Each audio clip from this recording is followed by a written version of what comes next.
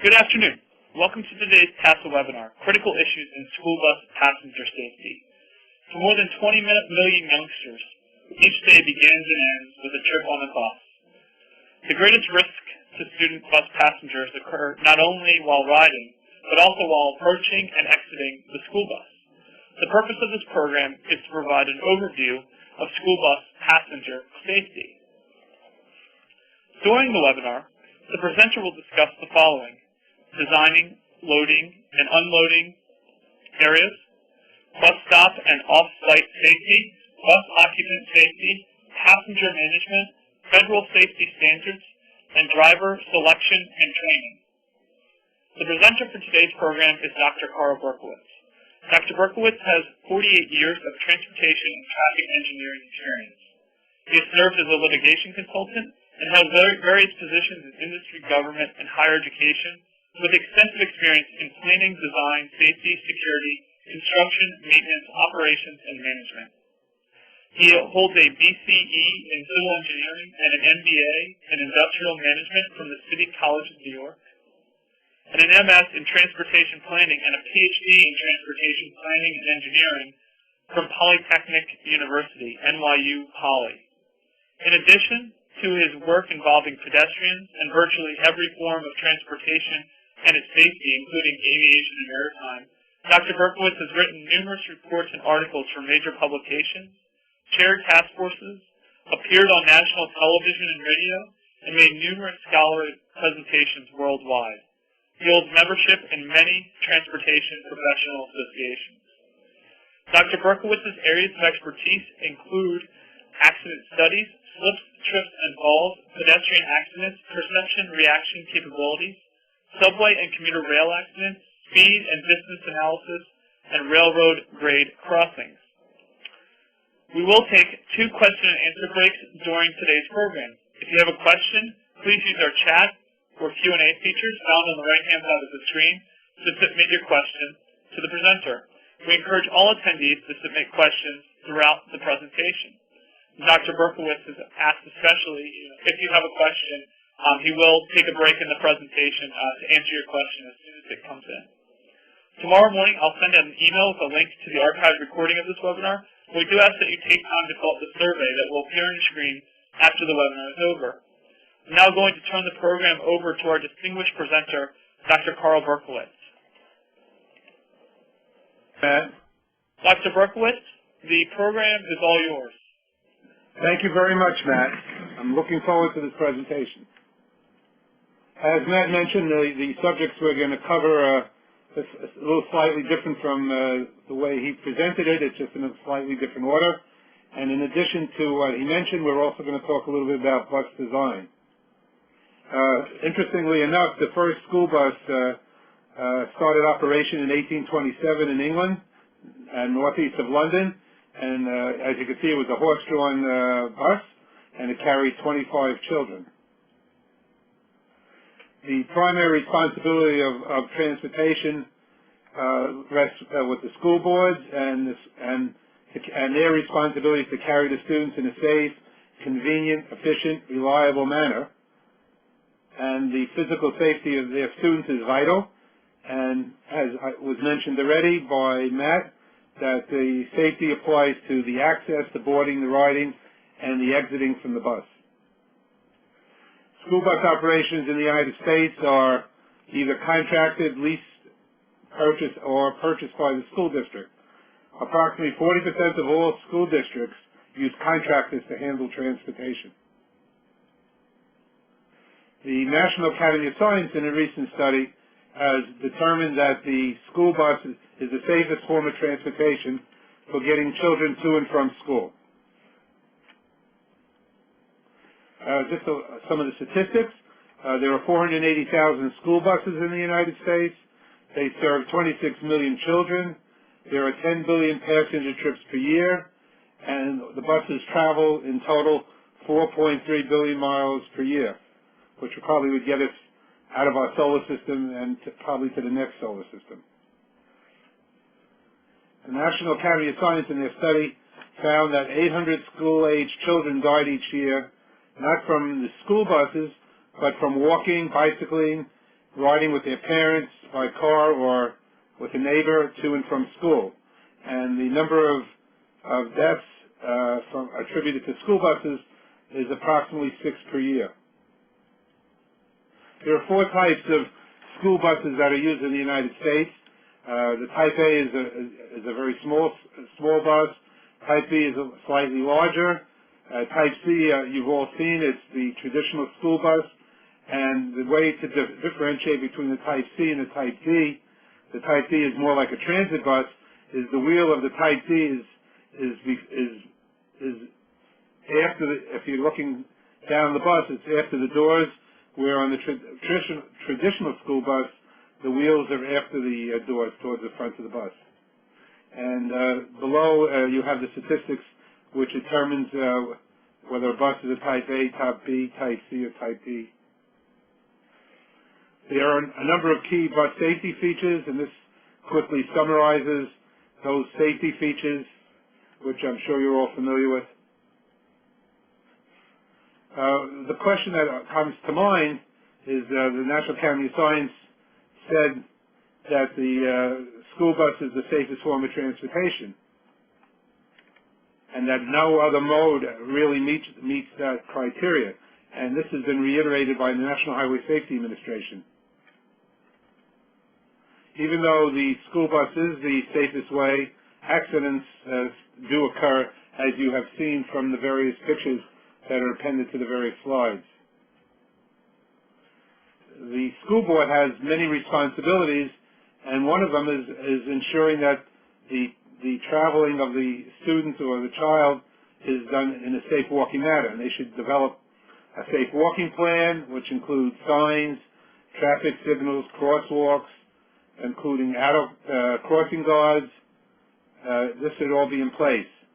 And they should also work with local authorities, including the police, to make sure that they identify and correct any safety problems. Children have a slightly different sense of safety than we have, and their knowledge of road crossing and the ability to estimate the crossing gap between themselves and a car is very poor. They also come with small stature, which makes it difficult to evaluate the traffic situation and to see the vehicle operator.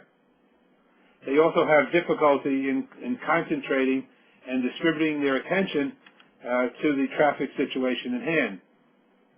And they also have difficulty perceiving the direction and sound and the speed of vehicles.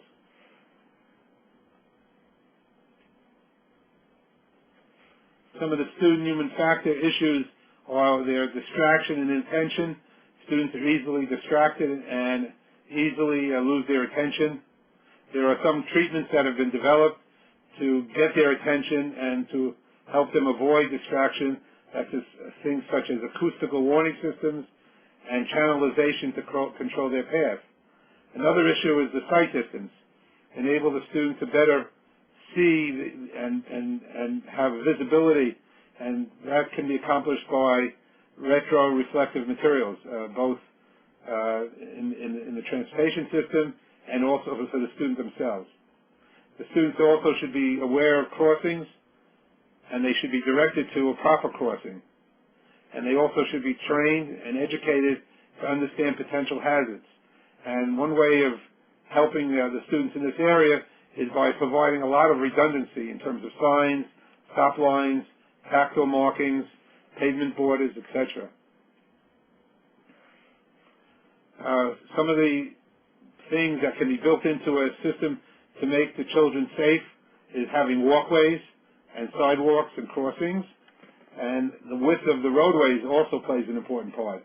The number of lanes, the traffic speed, the traffic volume. These, of course, affect the time to cross, and the traffic directions affect the number of conflicts. And if you have too many lanes, there's a lot of conflicts that the child is faced. Walking design can be used to enhance the safety and mobility of children walking to and from their school stop, and there are several approaches that can be taken to ensure that their walking path is a safe one. Walkways provide, and we don't see in many suburban areas, the existence of sidewalks and safe walking places. But walkways provide a safe space to walk within the roadway, the right-of-way, and it separates the children from the vehicles. And this is very important to eliminate the potentials for interactions between the motor vehicle and the child.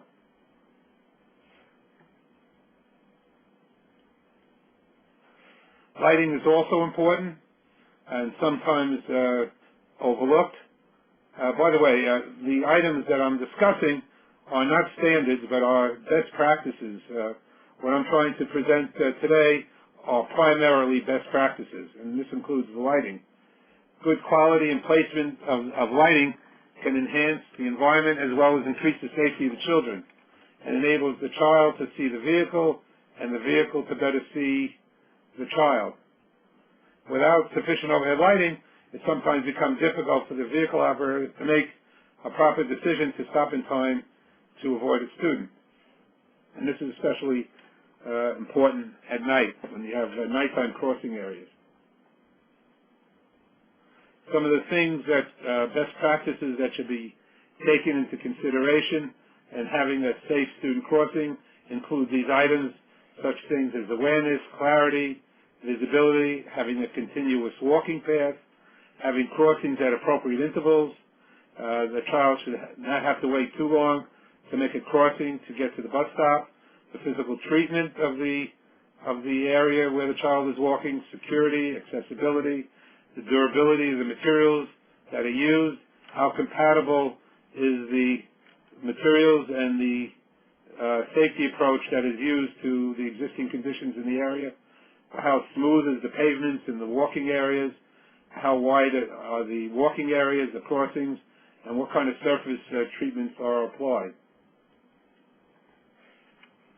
Crossing a roadway is a very difficult situation for a child, and this is the place where they are most vulnerable, and this is because children have trouble judging traffic and, as I mentioned before, finding an acceptable gap to cross over.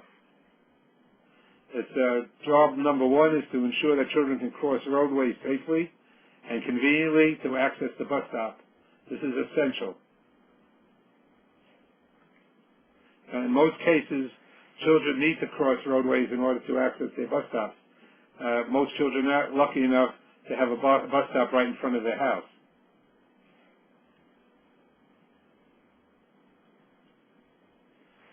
Proper roadway crossings include marked crossings. If the roadway is wide, a median island where the children can wait to cross the second half of the roadway, curb extensions to bring the two sides of the roadway or the street, the sidewalks closer together, reduce curb radiuses to make the crossing easier, narrowed, reduced travel lanes so the children don't have too many travel lanes to cross, try to minimize the number of travel lanes in the area where the bus is making a bus stop, having warning signs both for the children and for the motor vehicle operators, and also to have signals that are specifically designed for the children.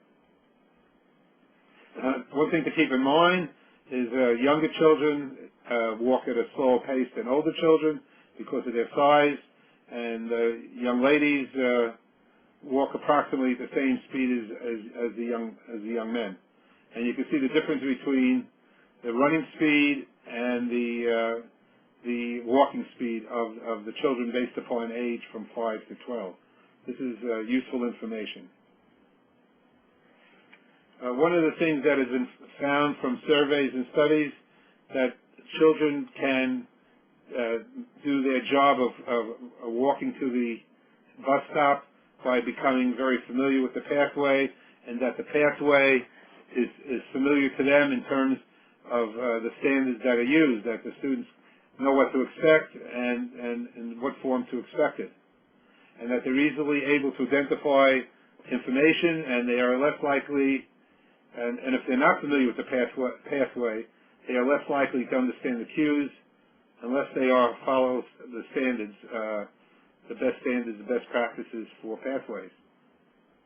Information should be provided in non-visual and visual forms, and one thing to keep in mind is some of the students that will be using the bus stop will be disabled, and studies have shown that disabled students or any disabled person, it's important to have consistency in the information that's being provided so they can easily understand and make the crossing safely. There is a national program called Safe Routes Program, which encourages children to use their bicycles and to walk to school and to avoid the use of the school bus. And these programs have been proved very successful, and it's something you might want to look at if you have some time. There is a National Center for Safe Routes to School, and this is supported by state and national government. There are some crossing difficulties.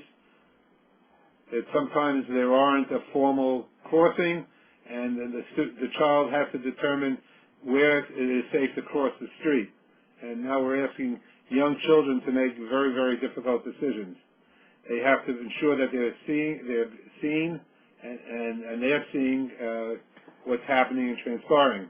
They need to be able to judge the speed of the approaching vehicles, and they need more time, of course, to cross than an adult in a similar situation. Students have duties, just like motor vehicle operators have duties. Students have duties. They should be crossing where there's a marked crosswalk. They should exercise due care, and they should cross in areas away from intersections where there is no prohibition against such crossings. They should give the right-of-way to the motorist. They should not cross in areas where crossings are prohibited or there are median barriers to prevent the crossing. They should walk on sidewalks where they are available, and when sidewalks are not provided, they should walk against traffic. And this is on the extreme left, most part of the roadway or shoulder.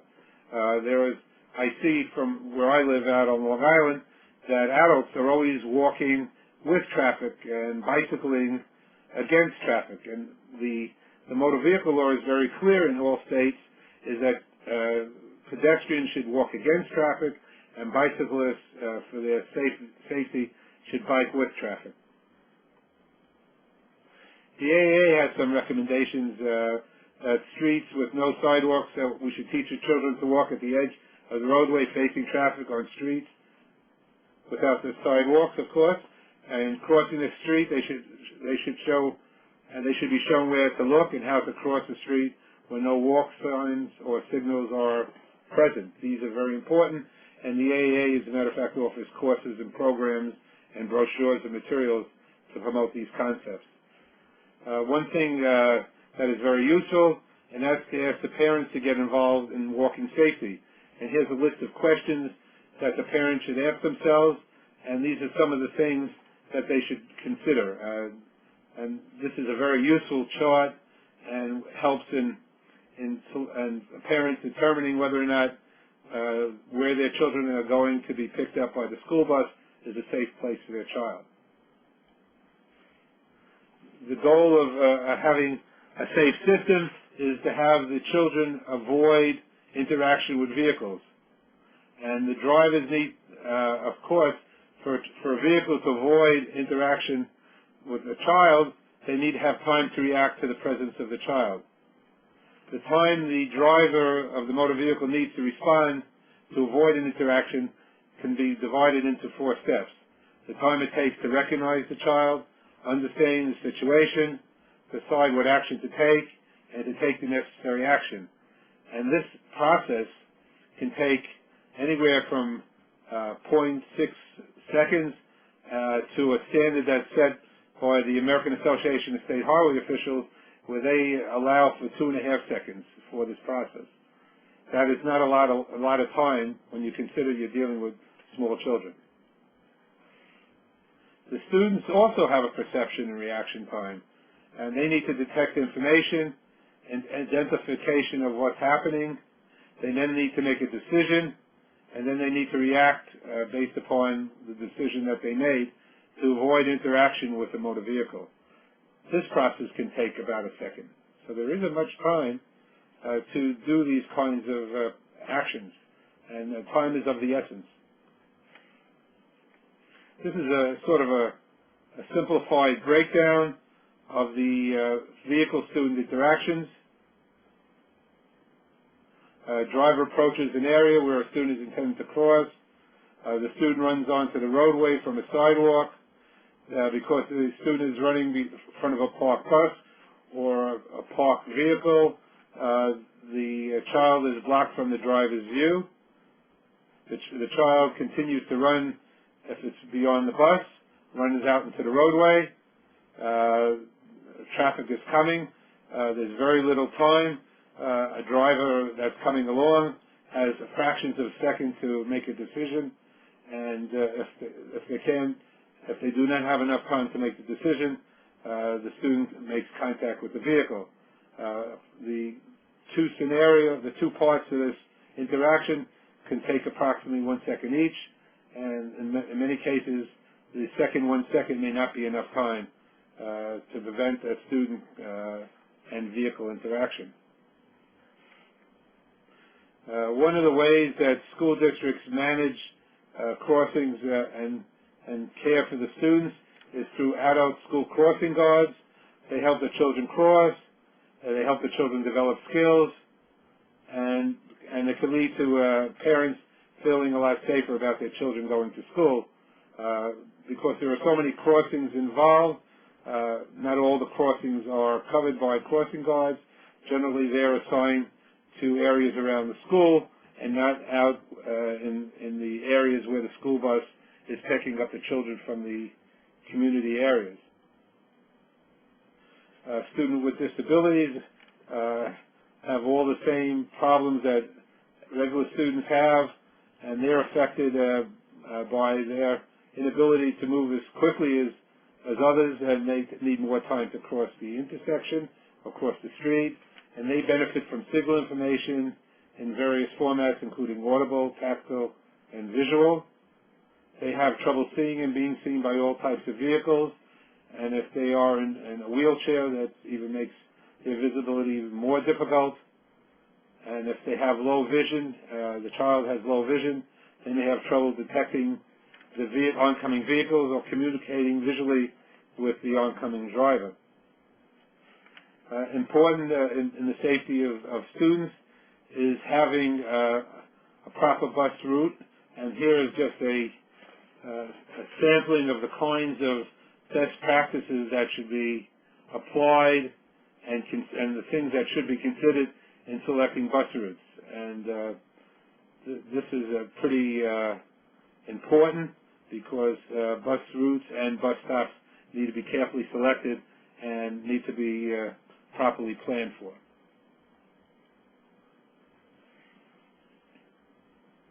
The drop-off and the pickup are very important, especially at schools where the drop-off can interfere with the dropping off by parents can interfere with the operations of the school buses, and there needs to be clear separation between parents dropping off kids at school and also the kids, the buses that are dropping off and picking up children at the school as well. There needs to be clear drop-off places and pick-up instructions, and this should be provided to the parents prior to the first day of school.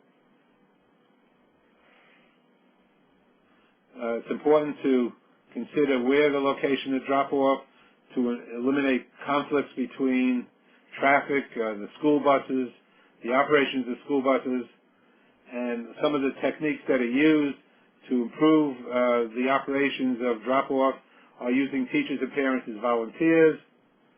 It's important to have these parent zones so that the parents don't drive up in front of the school bus and drop off their kids and just as the school bus is leaving. It's very important to separate the activities of parent drop-off and the operations of the school buses.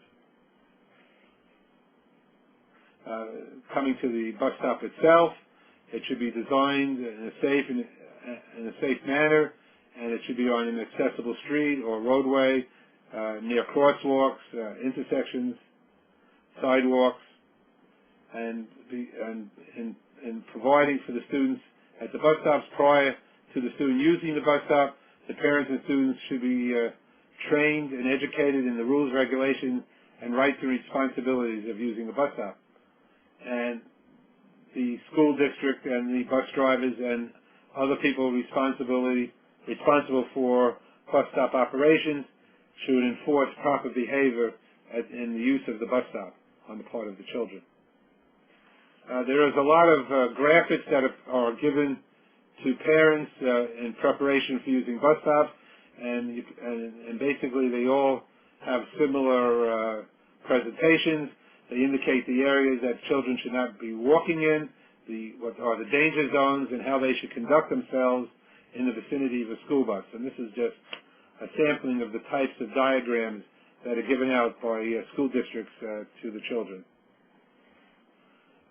This is guidance that was provided by North Carolina State University on how to improve bus stop accessibility, and I leave this to you to further look at, and it deals with things such as equitable use, flexibility, how perception of information, tolerance for error, the physical effort required, and the size and the space for approach and use. These are the bus stop layout objectives to allow for easy unobstructed access, minimize time spent at the stop, prevent other vehicles from using the stop, enable the bus to line up within 50 millimeters of the stop and parallel to the curb, which is just a couple inches, minimize use of curb space when there is competing demand, remove obstructions that prevent student waiting, boarding, and alighting. In selecting the bus stop location, these are some of the best practices in terms of deciding whether this stop location is suitable or not suitable. And it goes from visibility to pathway width, how close to roadway crossings, is there supervision of the students, distance between stops, is there space for a shelter, are there no obstructions, does it minimize walking, is it close or far from the intersection, where are there local driveways that might interfere, is there room for the bus to maneuver, does it follow the American Disabilities Act design standards. The bus stop environment should be convenient and connective to the walking paths and pathways. There should be a clear vehicle path, a clear waiting area. There should be a height of a curb. There should be information, surface marking, posted, lighting. These are things that are desirable and not always found at bus stop locations. Places where bus stops are not appropriate include where there's a lot of crossing activity and there's a lot of generated activity in terms of traffic generators that would interfere with and put the students at risk. We have traffic that is operating at 40 miles per hour or higher. We have more than 4 or more lanes of roadway, and we have traffic volumes in excess of 20,000, and a lack of crossing gap in traffic stream, which enables the child to cross safely. And of course, that there should be adequate driver sight distance so that the driver can anticipate and prepare for students. It's important to provide the students with the information they need to make decisions, to cross, to access the bus stop, and this information should be redundant. And a lot of the design standards are found in the manual for uniform traffic control devices, which standardizes pedestrian signs and signals. And this is a national standard, and this manual has been adopted by all states, so it's universal in use. There are various unsafe student behaviors that must be taken into consideration, such as how they cross the streets, do they run between parked cars, are they looking to the left and to the right, are they darting between cars, are they wearing dark clothing when there's low visibility, are they not using the designated crossing areas, and then are they following the directions of the signs, the signals, and if there are crossing guards. There are many causes of injuries to children on buses, and some of those causes are the children standing, connecting and crashing with another vehicle, vehicle, the method by which the vehicle is operating, and the actions of the driver. Such things as emergency braking and extreme driving maneuvers can also cause injuries. Students can be thrown against components of the bus interior. The ability of the driver to react to special situations is important. The lack of driver training can result in accidents. Heavy braking and harsh accelerations, which we call jerk rate, can cause children to be thrown around. Lacks of accident prevention programs can have an impact on injuries. The driver licensing procedures, the engineering of the vehicle, its crashworthiness, how the right-of-way is designed, and how local enforcement, police enforcement, enforces the traffic laws as it relates to school buses. Another thing which is becoming a big problem in recent years is the bullying of one student and the effect it has on other students. And there are comprehensive training programs for bus drivers to help the drivers recognize the signs of bullying and what to do about it and how to prevent it in the first place.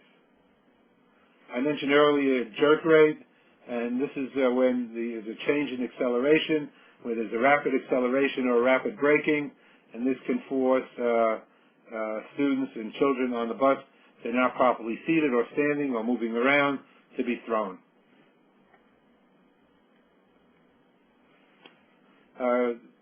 Matt? Yes, we're going to take our first question and answer break. For all in attendance, please feel free to use the chat feature found on the right-hand side of the screen to submit your questions. Dr. Berkowitz, we have a question here from Michael, who asks, any suggestions or requirements for school districts as far as distance from the bus that children should be waiting in a waiting zone?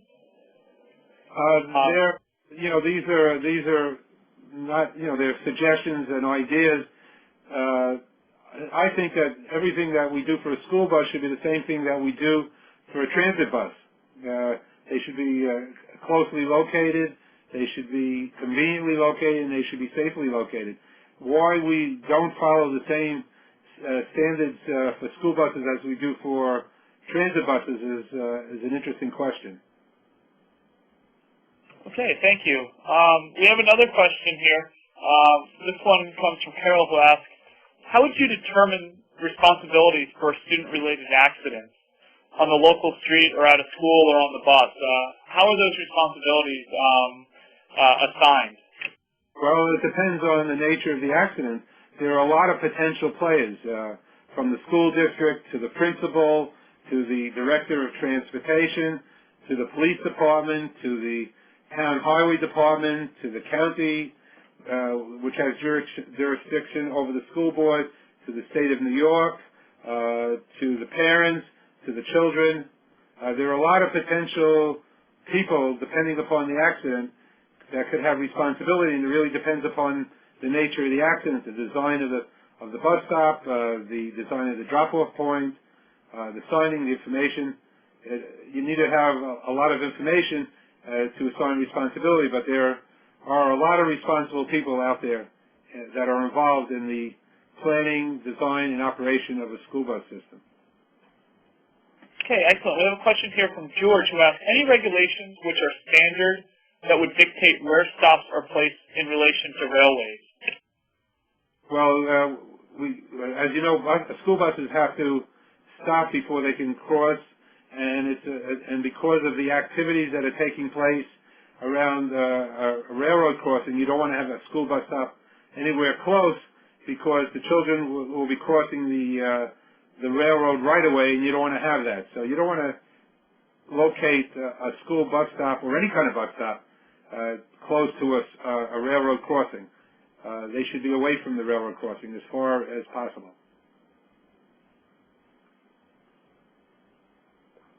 Hello? I'm just reading through the questions. So we have a follow-up question here from Michael, who asks, and this goes back to the question about distance from a school bus that children should be waiting. He gives the example that a student was backed over by a school bus while the bus was maneuvering to get into a loading zone. Are there standards for how far the kids should be kept away from the approaching loading zone or any loading zone standards?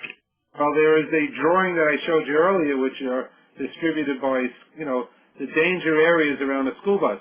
I mean, you should have a loading zone where there is interaction with children going to meet their parents or going someplace. Care has to be taken in terms of the loading zone.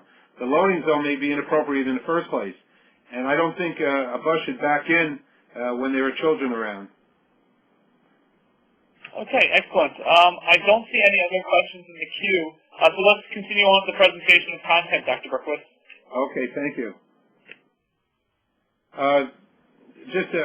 Earlier I indicated how many school buses there are and how many more people are going to be needed to drive the school buses. And sometimes school districts and companies have shortages of drivers, and they tend to be slightly lax in terms of those who they select to drive their buses. And you can see what's going to happen in 2018 as compared to 2008. There's going to be a need for another 43,000 bus drivers.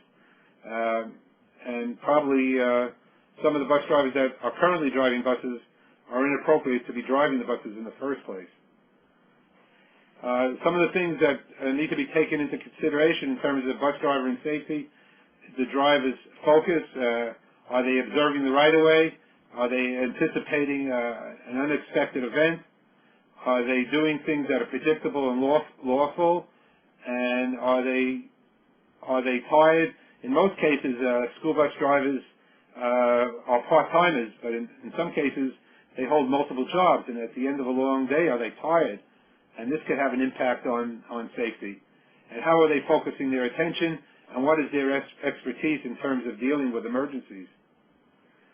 The perception and reaction time is very important on the part of the driver in order for them to properly react to any situation or unexpected event which might involve a vehicle or a child. The kinds of things, this is the step-by-step in terms of the driver and the perception and reaction time, and they need at least a second, to be able to, between the time they see whether it's a student or a vehicle and they're able to apply the brakes. If you have a very well-trained, experienced driver, it would probably take approximately a second, but the American Association of State Highway and Transportation Officials say to be safe, you should allow for 2.5 seconds. But generally speaking, the maneuver of identifying something and applying the emergency brakes takes about a second. These are the kinds of errors that have been found amongst school bus drivers: is their lack of attention, their inability to see or hear specific features, their lack of knowledge for doing particular tasks, violating the rules.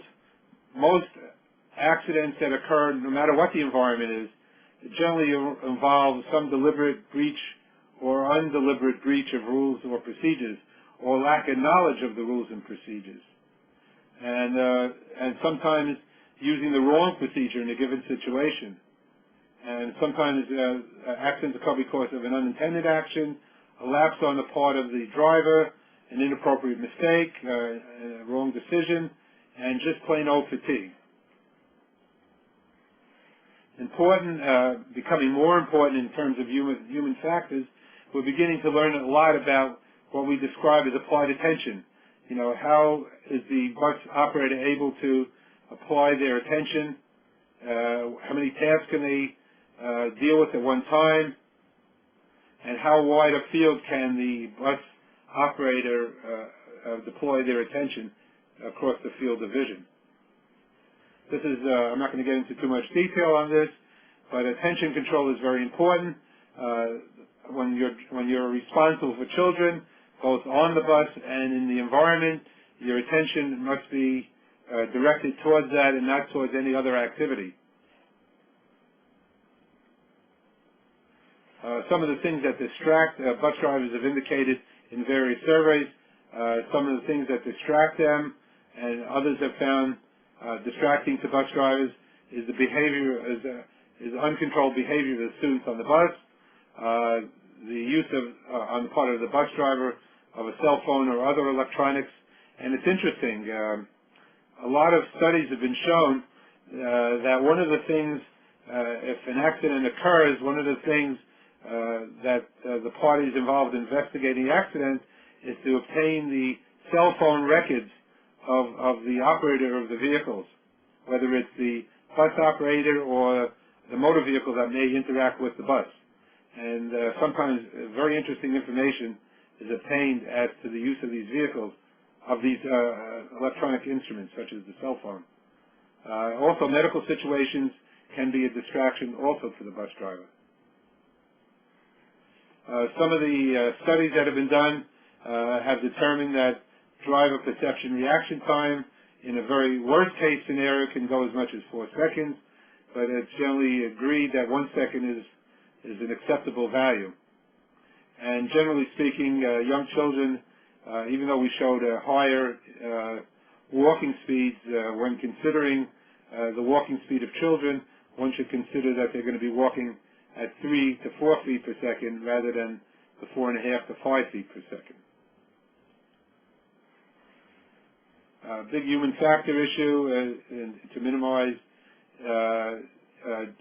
bus operator error is to make sure that the driver is not fatigued, they have an ability to direct their attention, and that they have proper training, and that they are not susceptible to human errors.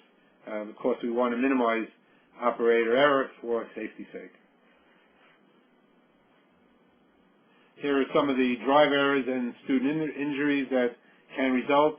The type of errors that one should be concerned with are perceptual, lack of skills, how they execute a decision, and believe it or not, in this day and age, they're finding bus drivers have various impairments, and some of them are the typical impairments that one finds in motor vehicle operators, not only bus operators. But of course, bus operators have to be held and must be held firmly to higher standards, or the highest standards. Some of the areas that should be taken into consideration in terms of driver selection are the physical considerations of the driver's ability and the driver's record, and the student interaction, how the passenger interact with the bus driver. Is the bus driver courteous, pleasant, and helpful, and sometimes that helps in improving the safety of the children. Other things to be considered are their general skills. Do they have language skills? Are they able to communicate with the children? Do they have the proper driver's license? Was a background check conducted prior to their being hired? Are they given interviews and testing prior to hire? And is the final selection based upon performance evaluations? Driver training is very important, and here are some of the important aspects in terms of to prevent accidents on part of the bus operator. Some of the performance items that must be considered, such as job knowledge, judgment, courtesy, cooperation, how they drive in various conditions, what safety precautions they take, and of course safety training, not only in the classroom but on the job. And it should not only be prior to starting the job, but it should be ongoing, and there should be retraining throughout the career of the bus driver. Some of the most important aspects of driver training are, behind the wheel training, defensive driving, policy awareness, student control, loading and unloading students, attention awareness and the use of the mirrors, both inside and outside of the bus, and pre-trip inspection and emergency situations.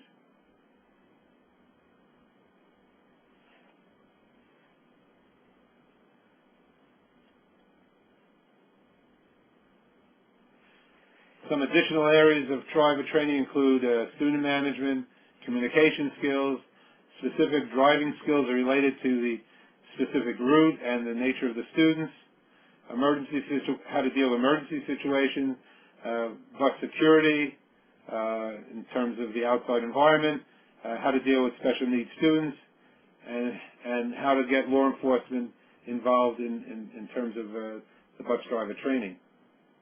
A survey was conducted, a national survey was conducted by the U.S. Department of Transportation, and these are some of the top concerns that bus drivers had in terms of them doing and performing their job well. And this is somewhat in the order of importance. And I'm not going to get into this in too much detail. You can take a look at this at your leisure. This is important to bear in mind, that if a vehicle is going 10 miles an hour, it's going to take 17 feet to stop. If it's going 20 miles an hour, 47 feet to stop. And considering the speed of the vehicle and the walking speed of the child, you can see that there is very little time opportunity.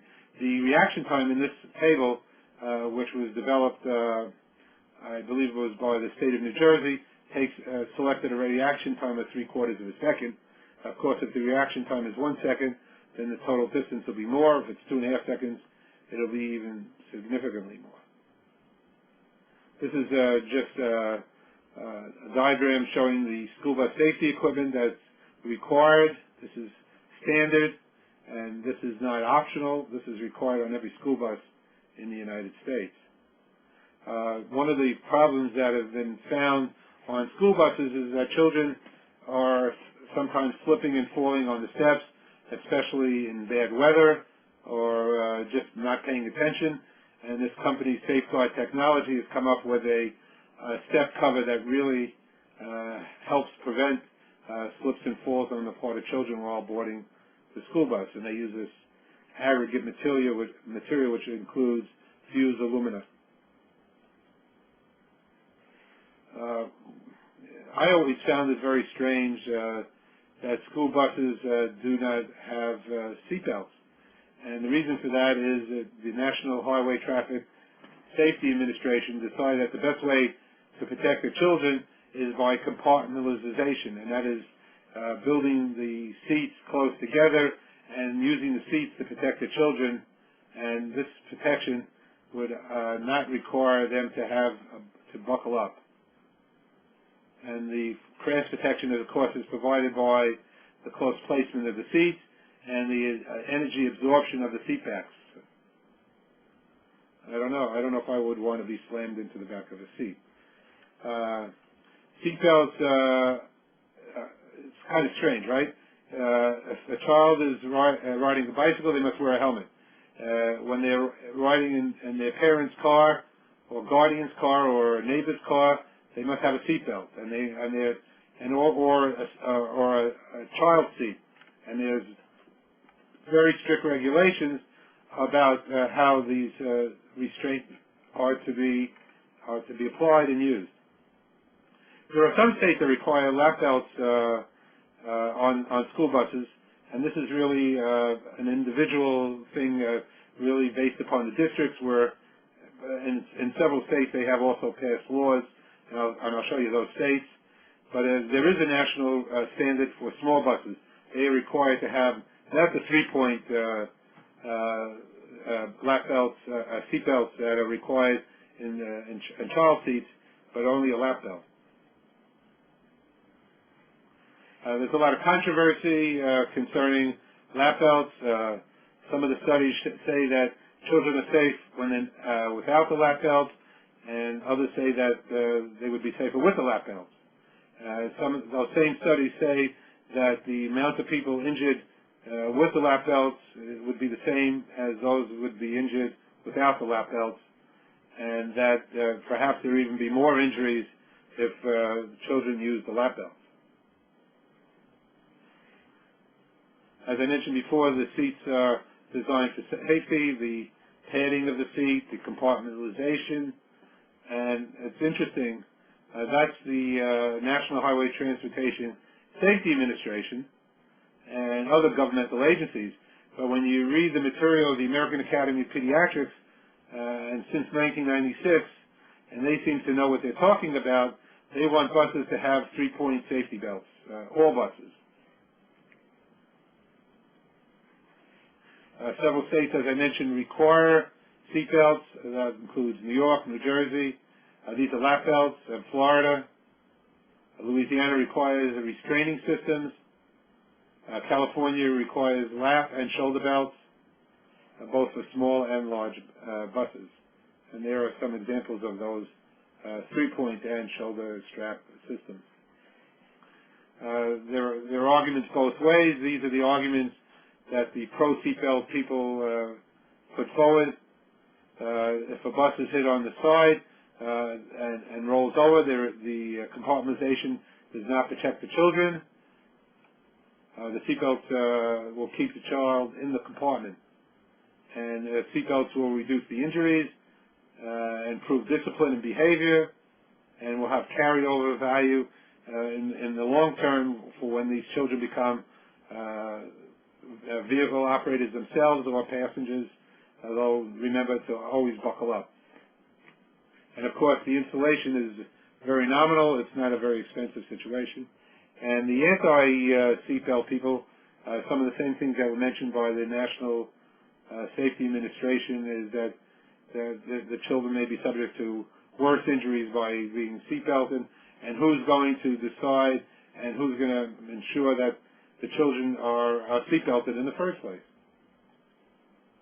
This is just some statistics about school bus crashes and school bus injuries from Wisconsin, and it's kind of telling that there are so many incidents that occur over a period of time, in this case over a period of 5 or 6 years. Here's some of the seatbelt systems. There's the 3-point system, and also the over the lap and shoulder systems. And these are the National Highway Transportation Safety Administration conducted tests which showed the benefits of compartmentalization and that how it protects the children. In this case, they use dummies. But others have done rollover tests, and with lap shoulder belted and unbelted, what happens to the children?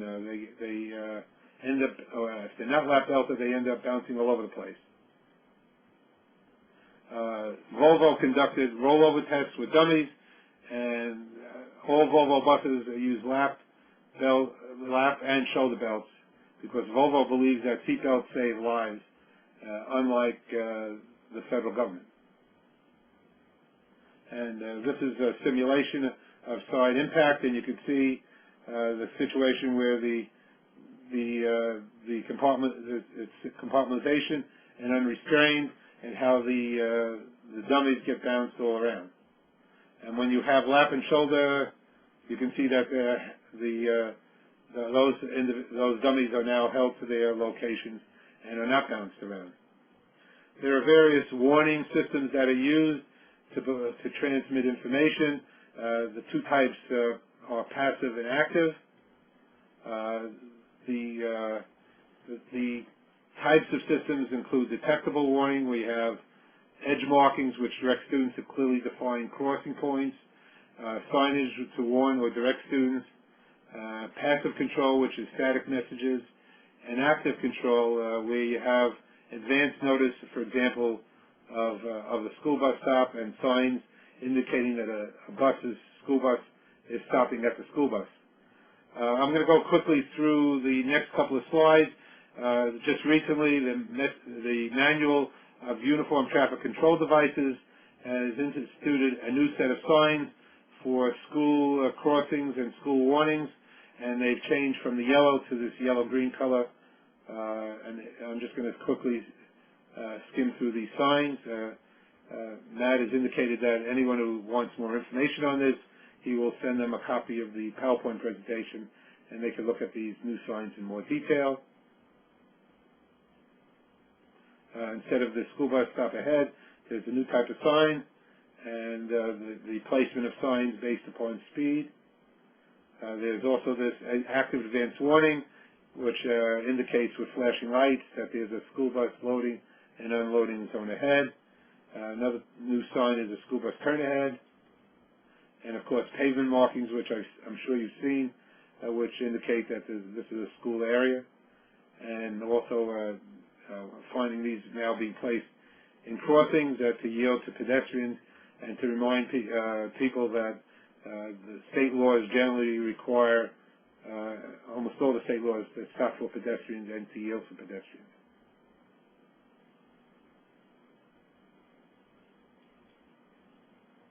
Also, the new signs also come with higher fines.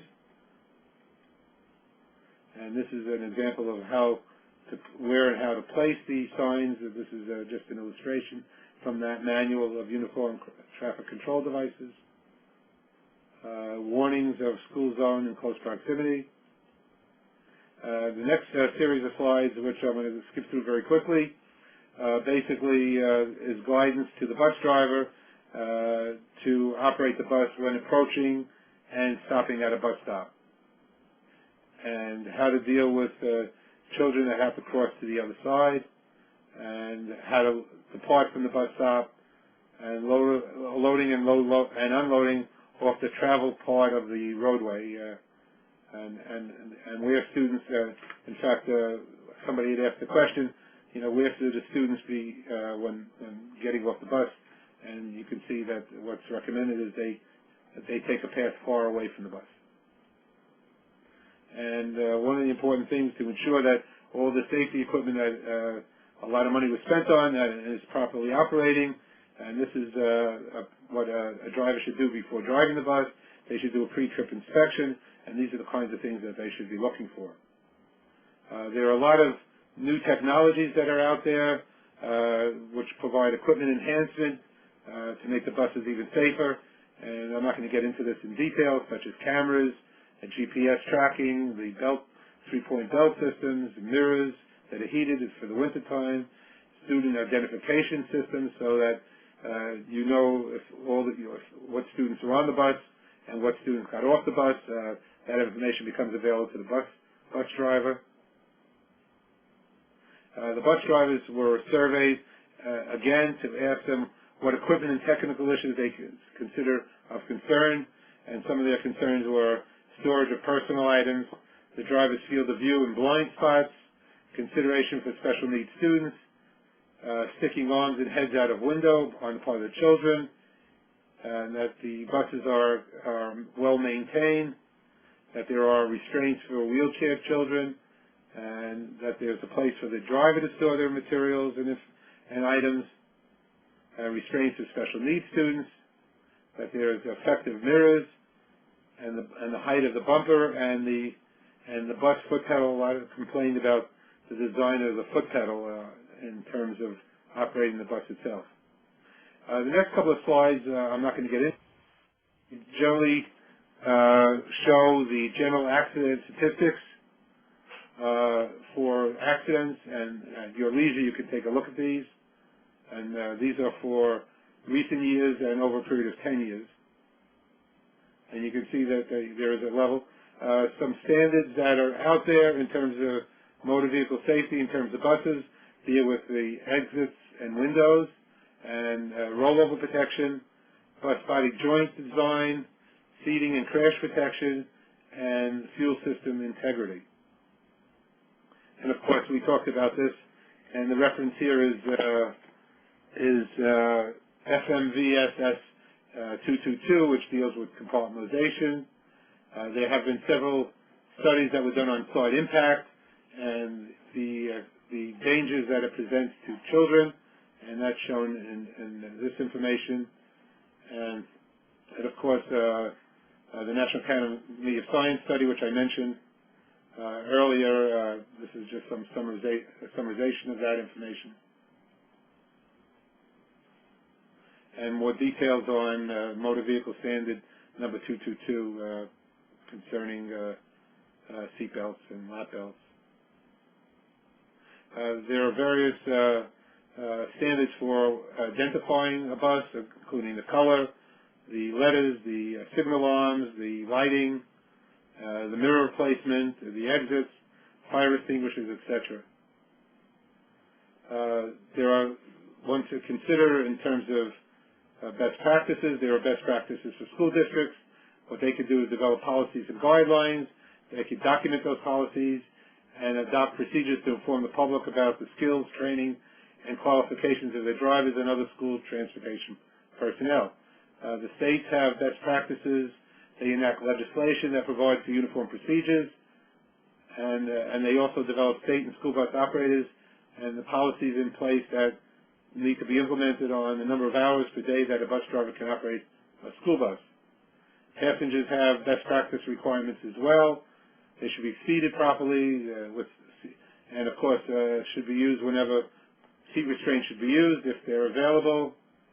Capacity should be managed. The number of passengers should not exceed the bus manufactured rated capacity. Should be adjusted according to the size of the bus.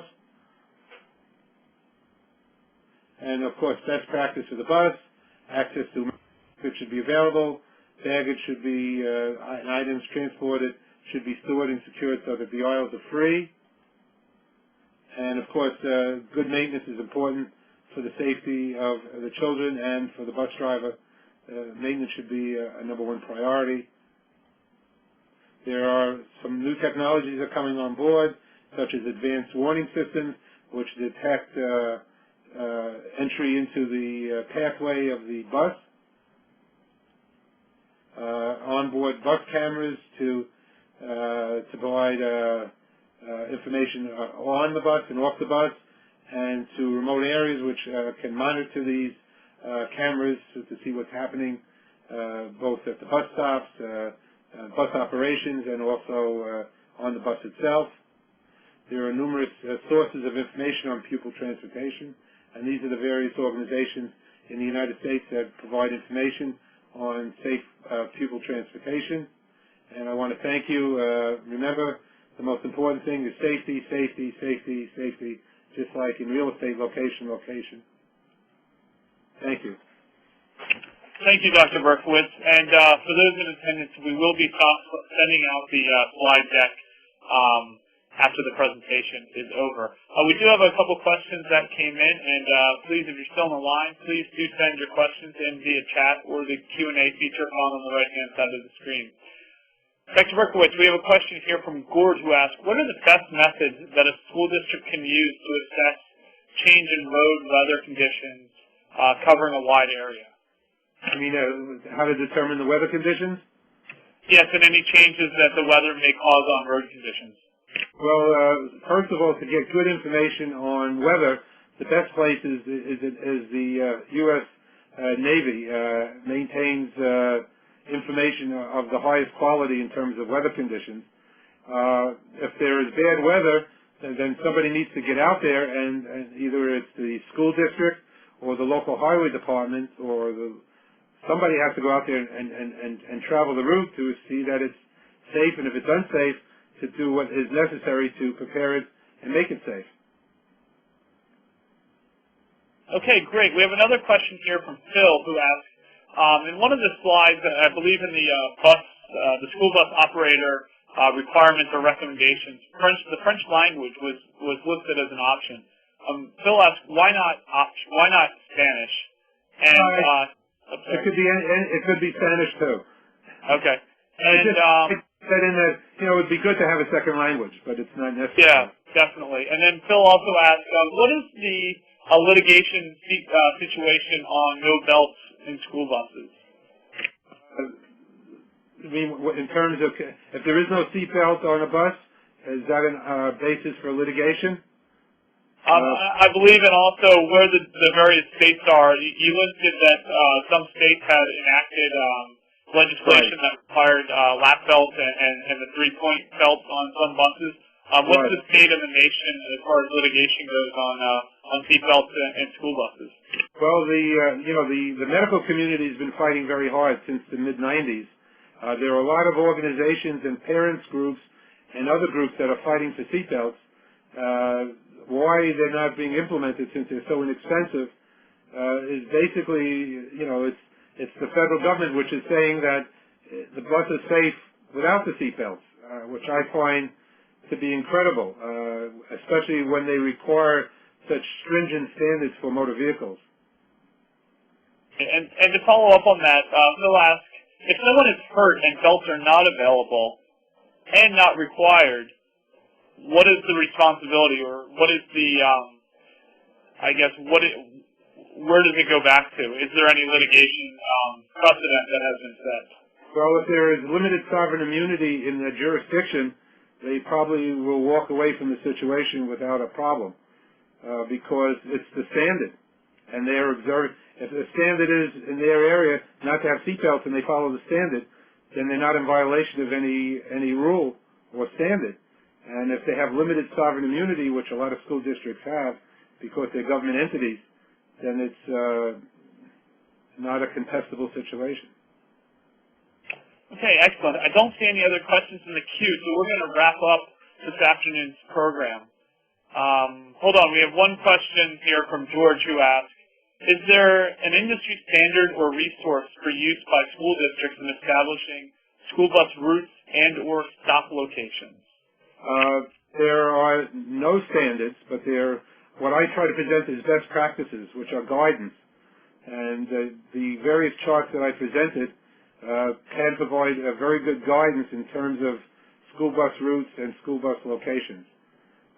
There are manuals out there, local, state, school departments of education provide guidance to the school districts. But to my knowledge, they're not called standards. They're called guidance or best practices. Okay, excellent. I don't see any other questions in the queue, so we're going to conclude this afternoon's program. Dr. Berkowitz, thank you so much for your time and the effort that you put into the presentation. There was a lot of really great information in there, so thank you very much for that. If you have a follow-up question for Dr. Berkowitz, or you would like to speak to Dr. Berkowitz about a case or a project, you can contact us here at TASA. My email address is up on the screen. It's mhyde@tasanet.com. We'll be sending out a link to the archived recording of this webinar tomorrow morning. Included in that email, I will have a link to the PowerPoint presentation that was used during today's program. The archived recording of this program and every other webinar that TASA has hosted is available in the TASA Knowledge Center. If you go to our homepage, tasanet.com, and click on Knowledge Center at the top of the page, you'll have the ability to click on the webinar section, and you'll see all of our webinars for legal professionals there. And if you have any follow-up questions or comments, please email me at mhyde@tasanet.com. Again, that's up on the screen. We do take every comment under consideration. They help us to put on better programs. So please do feel free to send your comments to me. And there's going to be a survey that appears on your screen after you leave. Please do take a minute to give us some of your feedback. And we look forward to seeing you at future TASA events. Thank you so much.